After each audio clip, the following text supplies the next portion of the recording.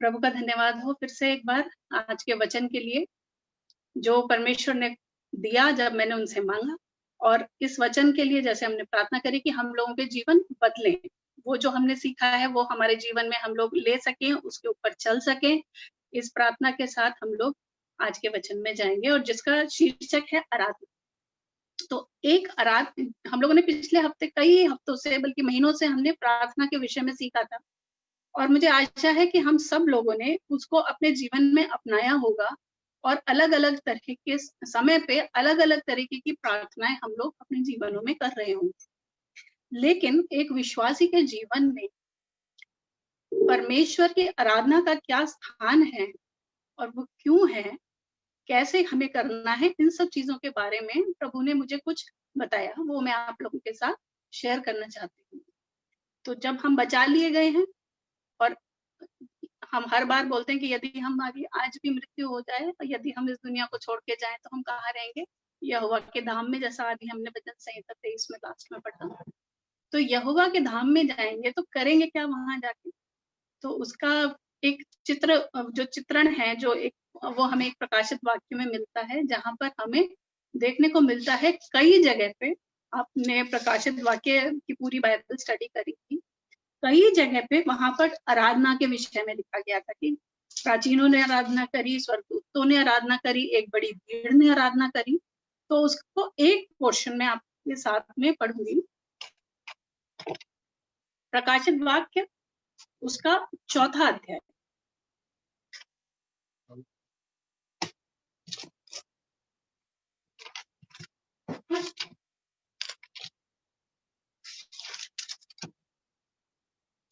आप माइक से पढ़ें। तो यहाँ पे हम एक पिक्चर की तरह इसको आप अपने दिमाग में इमेजिन करिए, फोटो बनाइए, एक वीडियो बनाइए अपने दिमाग में कि वहां क्या हो रहा है। इन बातों में के बाद जो मैंने दृष्टि की तो क्या देखता हूँ कि स्वर्ग में एक द्वार खुला है, और जिसको मैंने पहली तुरही के से शब्द के साथ बातें करते सुना था, वही कहता है, यहाँ ऊपर आ जा और मैं वो बातें तुझे दिखाऊंगा जिनका इन बातों का के बाद पूरा होना अवश्य है। तुरंत में मैं आत्मा में आ गया और क्या देखता हूँ कि एक सिंहासन स्वर्ग में रखा है और उस सिंहासन पर कोई बैठा है। यहाँ से आप वो पिक्चर बनाना शुरू कीजिए कि एक सिंहासन और उसके ऊपर कोई बैठा है, और जो उस पर बैठा है वो यशब और माणिक्य सा दिखाई पड़ता है। ये उसकी खूबसूरती बयान कर रहा है ये वर्ष कि वो यशब और माणिक्य सा दिखाई पड़ता है। उसके तेज, उसकी जो रोशनी है और उनका जो एक बहुत बड़ा सा जो ऑरा जिसको बोलते हैं, वो यहाँ से हमें पता चलता है। और उस सिंहासन के चारों ओर मरकत सा एक मेघ धनुष दिखाई देता है। उस सिंहासन के चारों ओर 24 सिंहासन हैं और इन सिंहासनों पर 24 प्राचीन श्वेत वस्त्र पहने हुए हैं और उनके सिरों पर सोने के मुकुट हैं। यहाँ पर 24 सिंहासन है और उनके ऊपर प्राचीन, यानी कि हम समझ सकते हैं कि एल्डर्स टाइप के लोग हैं, वो वहां पर बैठे हुए हैं 24, और वो श्वेत वस्त्र पहने हैं और उनके ऊपर सोने के मुकुट हैं। उस सिंहासन में से बिजलियां और गर्जन निकलते हैं और सिंहासन के सामने आग के 7 दीपक जल रहे हैं। वे परमेश्वर की 7 आत्माएं हैं और उस सिंहासन के सामने मानो बिल्लौर के समान कांच का सा समुद्र है। ये बहुत ही प्यारा एक दर्शन है जिसमें हम ये सब देख रहे हैं कि परमेश्वर का सिंहासन कैसे लगा हुआ है और उनका तेज वहां से हमें कैसे दिख रहा है। और वहां पे कुछ एल्डर्स हैं और वो वहां पर बैठे हैं उस सिंहासन के चारों ओर, और वो लोग सोने का मुकुट लगाए बैठे। उसके आगे पढ़ते हैं। सिंहासन के बीच में और सिंहासन के चारों ओर 4 प्राणी हैं जिनके आगे पीछे आंखें ही आंखें हैं। पहला प्राणी सिंह के समान है, दूसरा प्राणी बछड़े के समान है, तीसरा प्राणी का मुख मनुष्य का सा है और चौथा प्राणी उड़ते हुए काक के समान है। चारों प्राणियों के 6-6 पंख हैं और चारों ओर भीतर आंखें ही आंखें हैं, और वे दिन और रात बिना विश्राम लिए यह कहते हैं। क्या कहते हैं वे प्राणी? पवित्र पवित्र पवित्र प्रभु परमेश्वर, सर्वशक्तिमान जो था, जो है और जो आने वाला है। ये वहां पर एक शब्द हैं जो वो लोग बोल रहे हैं, पवित्र पवित्र पवित्र प्रभु परमेश्वर सर्वशक्तिमान जो था और जो है, जो आने वाला है। जब वे प्राणी उसकी जो सिंहासन पर बैठा है, जो युगानुयुग जीवता है, महिमा और आदर और धन्यवाद करेंगे। तब 24 प्राचीन सिंहासन पर बैठने वाले के सामने गिर पड़े और जो युगानुयुग जीवता है प्रणाम करेंगे, और वे अपने अपने मुकुट सिंहासन के सामने यह कहते हुए डाल देंगे, हे हमारे परमेश्वर, प्रभु और परमेश्वर, तू ही महिमा और आदर और सामर्थ्य के योग्य है, क्योंकि तू ही ने सब वस्तुएं सृजी और वे तेरी ही इच्छा से थी और सृजी गई। तो यहाँ पर हम लोग देखते हैं कि एक सिंहासन है और वहां पर परमेश्वर विराजमान है, और वहां पर कैसे एक आराधना हो रही है। इस आराधना में से आज हम कुछ सीखेंगे कि जैसा वहां पर है, अगर हमें जाना है एक जगह और वहां जाके हमें कुछ करना है, तो उसकी प्रैक्टिस का टाइम ये है। ये आराधना हमारे जीवन का पार्ट, जो हमारी जो यात्रा है प्रभु यीशु मसीह के साथ, उसका एक बहुत ही महत्वपूर्ण भाग है आराधना। वो आराधना का सीन जब हमने यहाँ पे देखा, तो कैसे शब्दों से आराधना हुई, और वहां पर कुछ बातें इन्हीं वर्सेस में से हम सीखेंगे। एक बार फिर से मैं ये वर्स पढ़ती हूँ, 9, 10 और 11, जिसपे हम ज्यादा फोकस करेंगे। जब वे प्राणी उसकी जो सिंहासन पर बैठा है और जो युगानुयुग जीवता है, महिमा और आदर और धन्यवाद करेंगे। क्या करेंगे? महिमा और आदर और धन्यवाद करेंगे। तब 24 प्राचीन सिंहासन पर बैठने वाले के सामने गिर पड़ेंगे और उसे जो युगानुयुग जीवता है प्रणाम करेंगे। सामने गिर पड़ेंगे, प्रणाम करेंगे और अपने अपने मुकुट सिंहासन के सामने ये कहते हुए डाल देंगे कि हे हमारे प्रभु और परमेश्वर, तू ही महिमा और आदर और सामर्थ्य के योग्य है, क्योंकि तू ही ने ये सब वस्तुएं सृजी और वे तेरी ही इच्छा से थी और सृजी गई। अब हम इनमें से आज की तारीख में जब हम अपनी आराधना करते हैं, तो क्या क्या चीजें उसका एक पार्ट होती है, वो हम यहाँ पे आज देखेंगे। वहां पर आराधना में 3 काम पहले हम देख रहे हैं। वैसे तो मैंने 6 पॉइंट्स देखे हैं, लेकिन शुरू के 3 हैं जो कि एक दूसरे से जुड़े हुए महिमा और आदर और धन्यवाद। आज सुबह अगर आप लोग उसमें जुड़े हुए थे सुबह की कलीसिया की सभा में, तो विजय जी ने एक पास्टर के बारे में बताया, तो उन्होंने कहा स्तुति क्या है? तो उन्होंने कहा आराधना क्या है? तो उन्होंने कहा स्तुति करना है।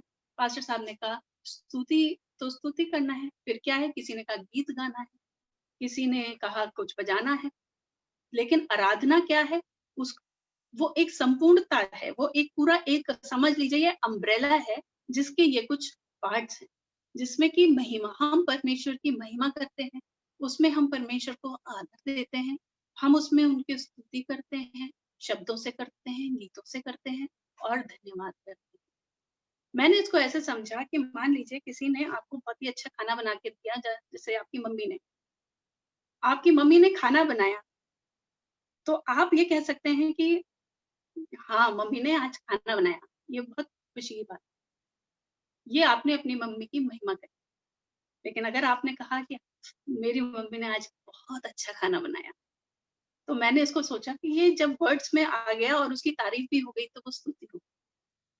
और जब मैं कहती हूँ कि थैंक यू मम्मी, आपने मेरे लिए खाना बनाया, तो वो मेरे लिए हो गया और मैंने उसके रिटर्न में मम्मी को थैंक यू बोला। है एक ही चीज, हम अपनी मम्मी का जो काम है उसका ही वर्णन कर रहे थे, लेकिन उसमें हमने उनकी महिमा और उसी में स्तुति हो गई और आराधना हो गई। यही जब मैंने एग्जाम्पल अपने परमेश्वर के बारे में सोचा, तो जब आकाश मंडल को देखें, जब हम अपने चारों तरफ देखें, एक बच्चे कैसे बड़े हो जाते हैं, कैसे ये दुनिया पूरी सृष्टि चल रही है, आकाश का ना ओर है ना छोर है, कोई मतलब आप कहीं पे भी जाओ वो एंडिंग नहीं हो रहा है। ये तो हमारी सिर्फ ऐसी आंखें हैं।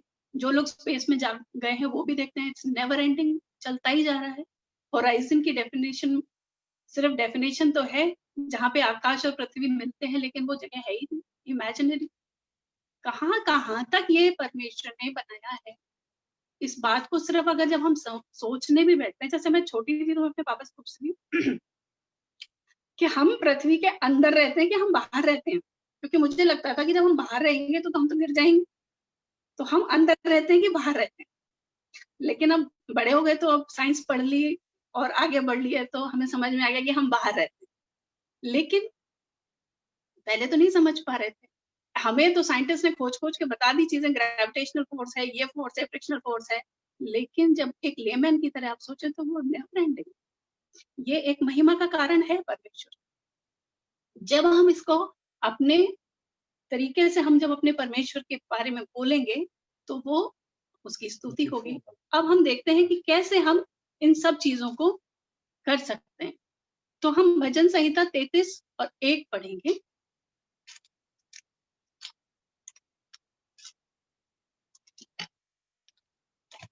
वचन थोड़े से ज्यादा होंगे तो इसलिए आप लोग जरा जल्दी जल्दी करिएगा, मुझे खुद भी देरी खुलने की आदत है, तो मुझे भी अपनी इस आदत को ठीक करना है।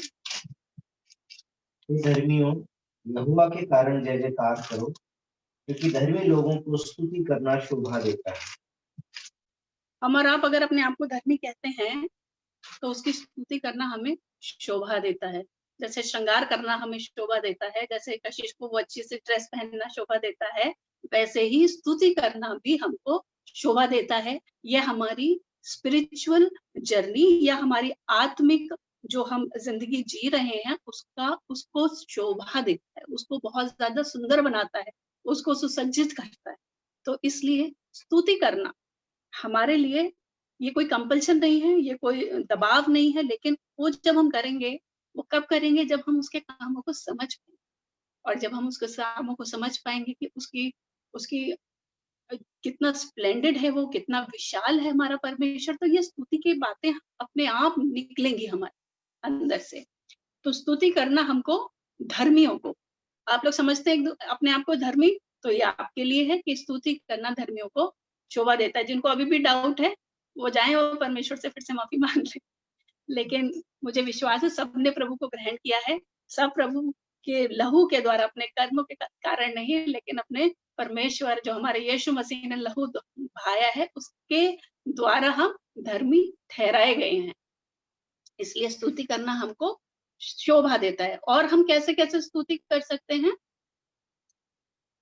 उसी का दूसरा वचन पढ़ेंगे। वीणा बजा बजा कर यहोवा का वीणा बजा बजा कर सकते। वीणा बजाने का मतलब ये खाली वीणा नहीं, और भी इंस्ट्रूमेंट हम बजा के परमेश्वर की स्तुति कर सकते हैं। स्तुति क्या, वही शब्द वही बातें, या तो हम अपने शब्दों के द्वारा अपने परमेश्वर की महिमा करें, और या गीतों के द्वारा या अपने संगीत के द्वारा, तो वो स्तुति हो जाएगी। और हम तीसरा वचन भी देखेंगे उसका, भजन संहिता 33 का 3। इसके लिए नया गीत गाओ, जय जयकार के साथ भली भांति बजाओ।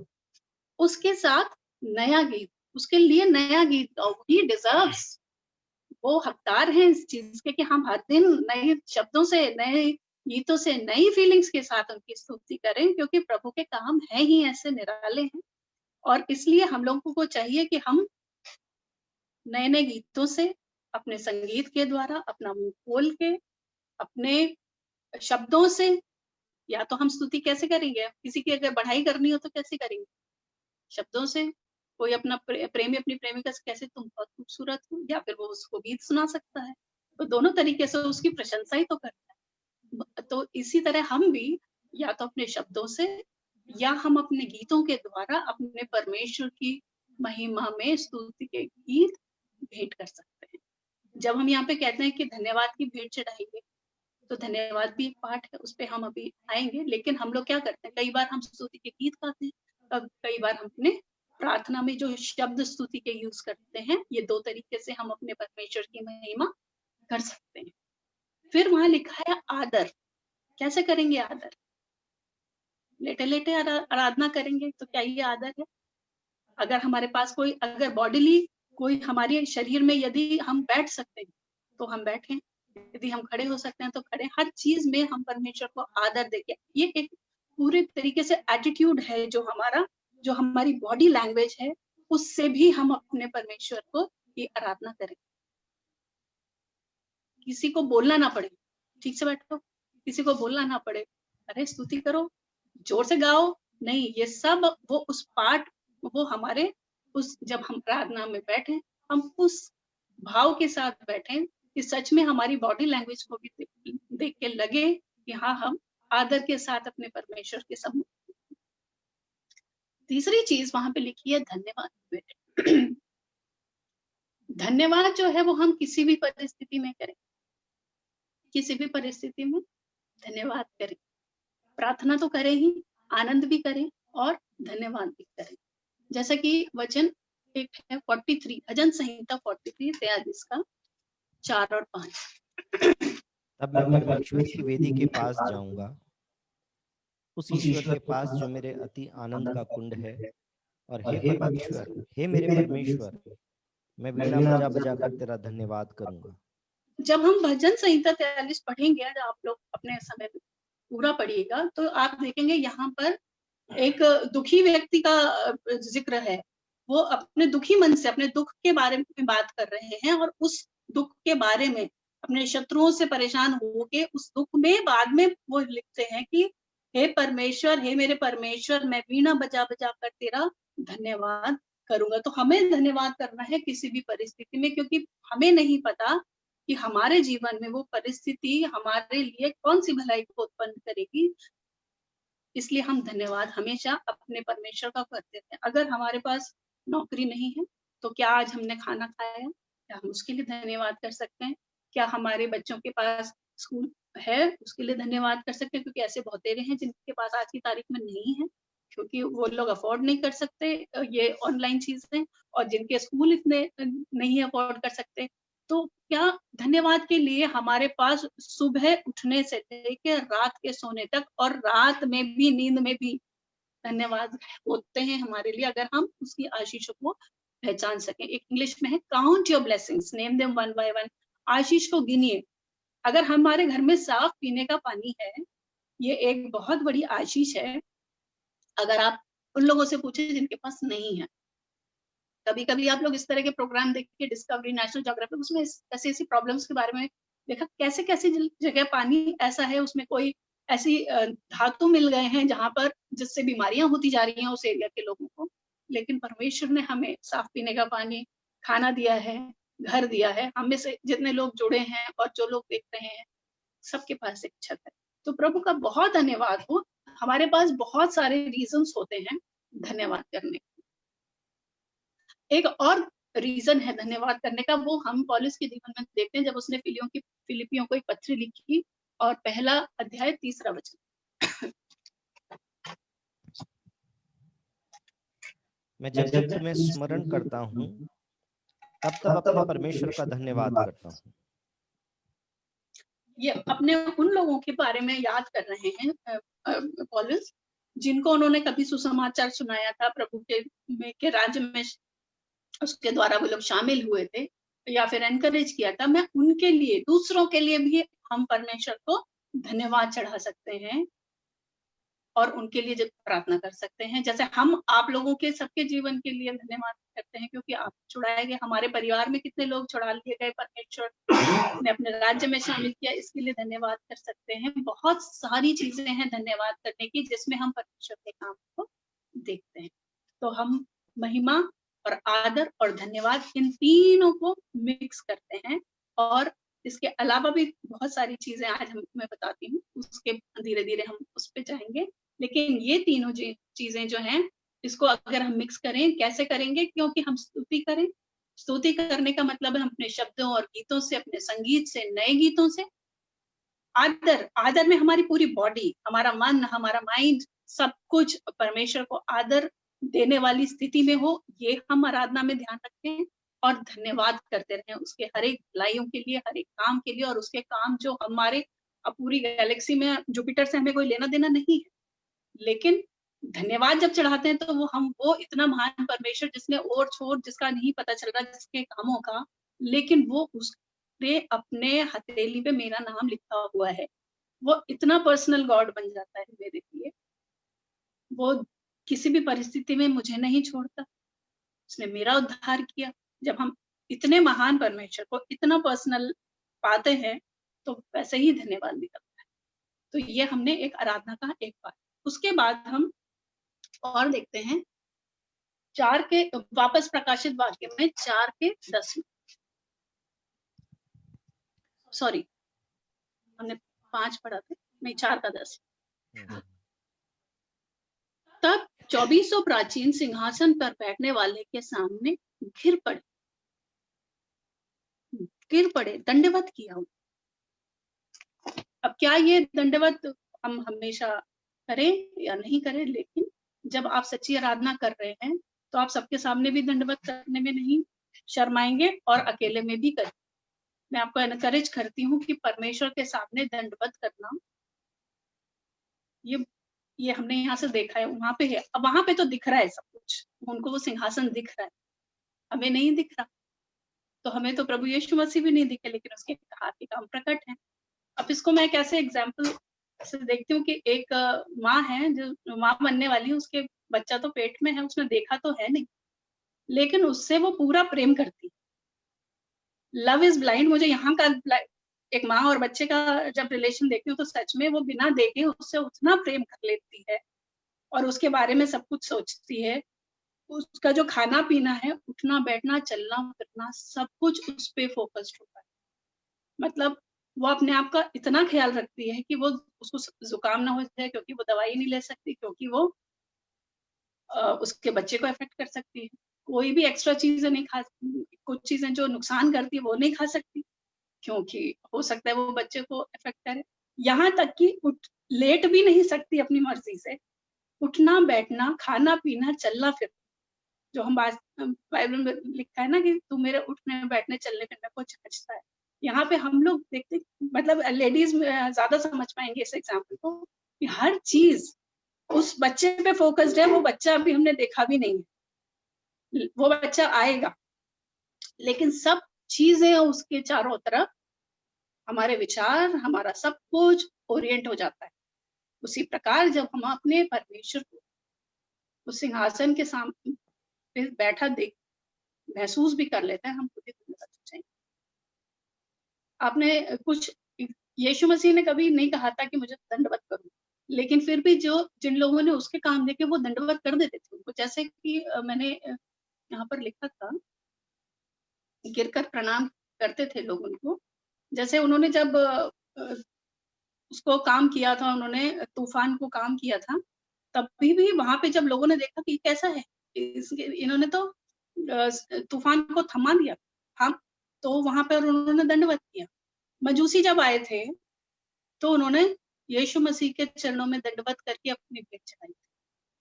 तो यहाँ पर सिंहासन भी गिर पड़े हैं, उनके उस सिंहासन के सामने वो प्राचीन गिर पड़े हैं। आप ये देखो कि वो सिंहासन पर पहले बैठे हुए थे, लेकिन जब आराधना हुई तो वो गिर पड़े सामने, अपने सिर के बल नाक नीचे परमेश्वर के सामने दंडवत करना।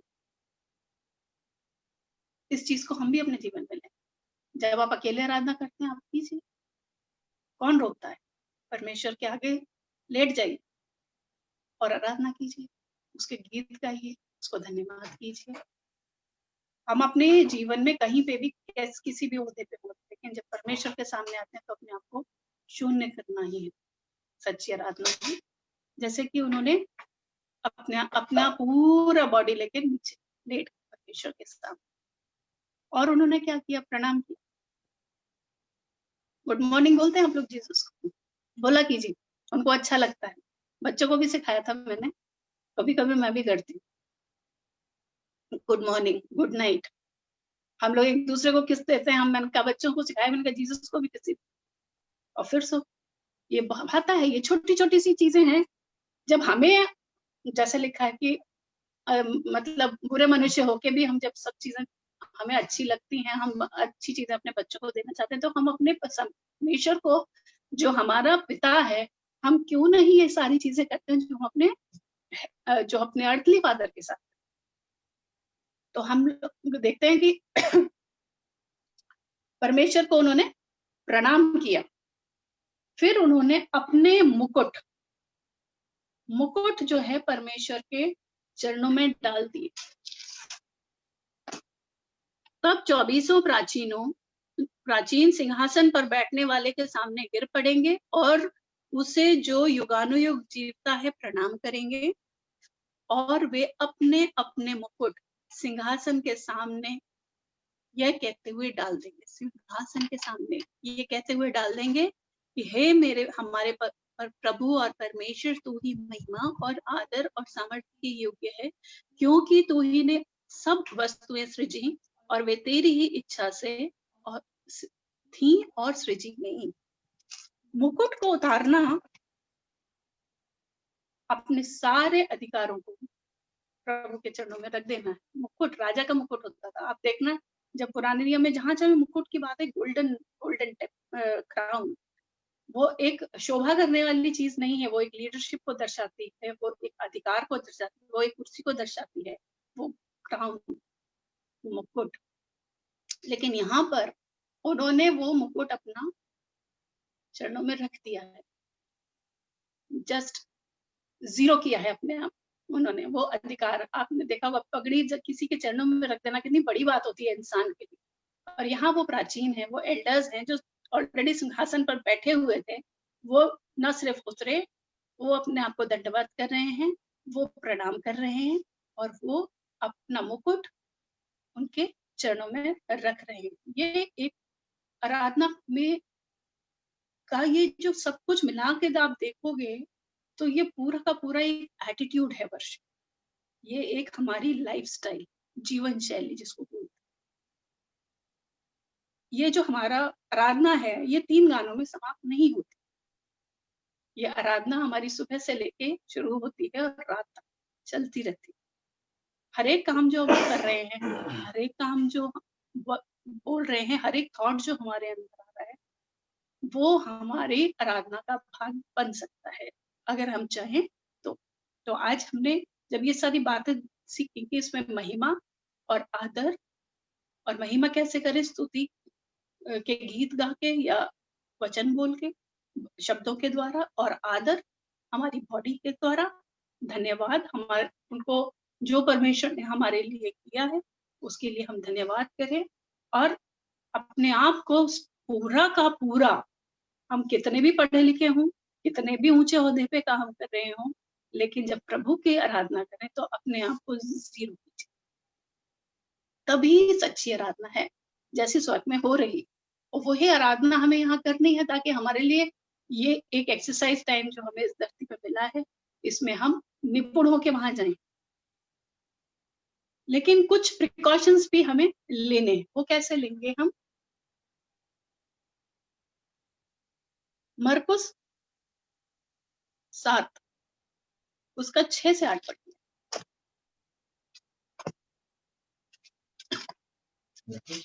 सात उसका 6 से। मरकुस 7 उसका 6 से 8 उसमें लिखा है, उसने उनसे कहा, यशायाह ने कपटियों के विषय में बहुत ठीक भविष्यवाणी की, जैसा लिखा है कि ये लोग होंठों से तो मेरा आदर करते हैं पर उनका मन से बहुत दूर रहता है। ये व्यर्थ मेरी उपासना करते हैं क्योंकि मनुष्यों की आज्ञाओं का धर्मोपदेश करके सिखाते हैं, क्योंकि तुम परमेश्वर की आज्ञा को टालकर मनुष्यों की रीति को मानते हो। 7वें वचन पे फोकस करते हैं, ये व्यर्थ मेरी उपासना करते हैं क्योंकि मनुष्यों की आज्ञाओं से वो धर्मोपदेश करके सिखाते हैं। खैर उसमें जब भी हमने ये 3 वर्सेस पढ़े तो इसमें देखा है कि पहली बात तो होठों से तो आदर कर रहे हैं, लेकिन मन मुख से तो, संपूर्ण मन से, पूरे दिल से, पूरे हृदय से आराधना करते हैं, क्योंकि ये वही परमेश्वर को भाता है।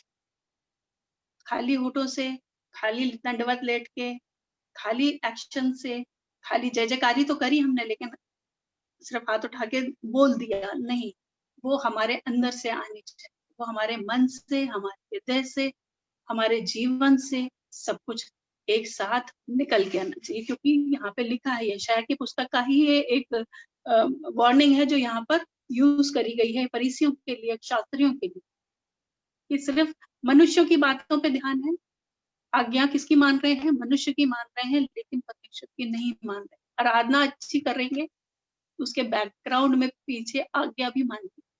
जब हमारी जीवन शैली की हम बात कर रहे हैं तो आराधना कैसे बनेगी, जब प्रभु की आज्ञा मान के चलेंगे संपूर्ण दिल से, संपूर्ण मन से और पूरे हृदय से। जब हम आराधना करेंगे तभी वो प्रभु को ग्रहण योग्य होगी। तो व्यर्थ में उपासना, वरना हमारी उपासना क्या हो जाएगी, व्यर्थ हो जाएगी, यानी कि वो बेकार हो जाएगी, यानी कि परमेश्वर तक नहीं पहुंचे, नहीं भाएगी उनको। तो हम बिल्कुल भी ऐसे एक हिपोक्रेसी नहीं होनी चाहिए हमारे जीवन में, जैसा कि फरीसियों के जीवन में के लिए बार बार प्रभु यीशु मसीह ने भी उनको टोका था कि ये दिखावे की प्रार्थना, ऊंची ऊंची प्रार्थना, चौराहों पे प्रार्थना, लेकिन तब उन्होंने एक एग्जाम्पल दिखाया था कि कोठरी के अंदर जाके प्रार्थना करो। वो हमारी आराधना का भी टाइम होता है जब हम अकेले में अपना दरवाजा बंद करके हम ऐसी आराधना भी करें, जहां पर हम अपने आप को प्रभु के आगे शून्य करें, जहां पर हमें दुनिया में उस समय क्या हो रहा है उससे नहीं, सिर्फ आप प्रभु के सिंहासन के सामने हैं, ये समझ के इस चीज को, इसको भय में हम प्रभु के आगे आए और फिर हम उसकी आराधना सिर्फ और सिर्फ परमेश्वर की करनी है। लूका 4:8 में लिखा है, यीशु ने उसे उत्तर दिया, लिखा है, प्रभु अपने परमेश्वर को प्रणाम कर और केवल उसी की उपासना कर। किसको प्रणाम कर, परमेश्वर को। वहां पे इंग्लिश, हिंदी में तो 2 जगह है, लेकिन इंग्लिश में वर्शिप ही लिखा हुआ है, प्रणाम कर और उसी की आराधना कर। परमेश्वर, सिर्फ और सिर्फ परमेश्वर ही योग्य है आदर के, महिमा के और हमारी आराधना। अब कोई कहेगा प्रणाम मत करो, प्रणाम क्यों नहीं करो, दूसरों को करेंगे नहीं, प्रणाम क्यों नहीं करेंगे। प्रणाम यहाँ पर, क्योंकि इंग्लिश में वो वर्शिप है, लेकिन जब ट्रांसलेशन हुआ तो उसको वहां पे 2 वर्ड्स यूज करते हैं। तो हम जब देखते हैं तो यहाँ पर लिखा है कि तू प्रभु अपने परमेश्वर को प्रणाम कर और केवल उसी की उपासना कर। उपासना सिर्फ और सिर्फ हमें अपने परमेश्वर की करनी है और किसी की नहीं। ऐसा भी हमारे जीवन में बहुत सारे चीजें हमारे परमेश्वर का स्थान ले लेती हैं, जिसको हम अननोइंगली वर्शिप करने लगते हैं। हो सकता है वो कोई फिल्म एक्टर हो सकता है कोई हमारा रिलेटिव हो, कोई हमारे जीवन में कोई ऐसी आदत हो जो वर्शिप टाइम हमारा कर रही है, तो इसका मतलब वो वर्शिप ले रही है। तो इस चीज के लिए एक बार फिर से हम लोग अपने जीवनों को रिट्रोस्पेक्ट करेंगे, हम दोबारा से देखेंगे कि कहीं कहीं जो ऐसी चीजें हैं जिसको हमें निकालने की जरूरत है, उसको हम निकालें और सिर्फ परमेश्वर की आराधना करें। कैसे करें, आत्मा और सच्चाई से, क्योंकि ऐसे आराधकों को आज भी परमेश्वर ढूंढ रहे हैं। और कितनी भली बात होगी कि वो आराधक हमारा आप बन जाए। हमारे एक पास्टर थे, उन्होंने कहा था कि यहाँ चर्च के अंदर आके आराधना कीजिए, कम एज वर्शिपर्स, यानी कि आराधक के रूप में ही आप आइए। तो आराधना कहाँ से शुरू हो गई, घर से या सुबह से शुरू हो गई। और जब आप उस मोड में, उस तरीके से आप उस स्थिति में आते हैं आराधना की, तो अपने आप ही आपको कोई ये कहता नहीं है आपको कि अब आप आराधना शुरू करिए, नहीं, आप आराधना में के मोड में होते हैं। आप उस आपके मुंह से धन्यवाद और आराधना और स्तुति की चीजें निकल रही होती हैं। भले आप उस समय हो सकता है ग्रुप में मुंह से ना निकाले, लेकिन आपके दिल में वो धन्यवाद चल रहा होता है। और उस समय आप बिल्कुल भी नहीं चाहते कि आप किसी से कोई भी डिस्टर्बेंस करें, कोई भी डिस्टर्बेंस हो। तो इसके लिए हम लोगों को आराधक बन के रहना है। कल मैं एक बाइबल स्टडी अटेंड कर रही थी, उन्होंने भी सेम बात कही कि हमारी जो आराधना है वो 3 गीतों तक, हम लोग भी इस बात को हमारे एक चर्च में वहां पे बोलते थे कि आइए हम लोग आज 3 कोरसेस गा के प्रार्थना करेंगे। तो हम लोग को भी बड़ा अटपटा लगता था कि क्या 3 कोरसेस, उससे पहले क्या और उसके बाद क्या। लेकिन उस आराधना में के मोड में ही रहते हैं हम, जो परमेश्वर के साथ, तो वो जो वचन हमें मिलता है वो भी हम ग्रहण कर पाते हैं, क्योंकि हम प्रभु की उपस्थिति में होते हैं। और उस कॉन्फिडेंस के साथ होते हैं कि हाँ मेरा परमेश्वर यहाँ है और मेरी आराधना उसको भाती, और वो जो कुछ कहेगा वो मुझे समझ में आए। मेरे जीवन, फिर उसके बाद मेरा काम है उसको अपने जीवन में लेना और उसके ऊपर चलना। यही काम है हमारा जब तक हम इस दुनिया में हैं, और बाकी काम हमको प्रकाशित वाक्य में दिख ही रहे हैं, जब हमें वहां जाके कुछ करना नहीं है, सिर्फ आराधना ही करनी। तो क्यों ना हम और आप सब मिल के इन सारी चीजों को एक बार फिर से अपने जीवन में, हम सब लोग ये काम कर रहे हैं, लेकिन फिर से एक बार परमेश्वर ने हमारी दुआ करी है कि हम उसकी आराधना आत्मा और सच्चाई से करें। तो एक हमारी प्रार्थना है, वो प्रार्थना भी देखो दाऊद ने लिखी है भजन संहिता 34 में, वो आज की हमारी प्रार्थना हो, ये हम करते हैं। भजन संहिता 34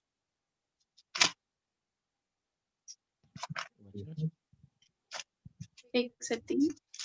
मैं हर समय यहोवा को धन्य कहा करूंगा, उसकी स्तुति निरंतर मेरे मुख से होती रहेगी।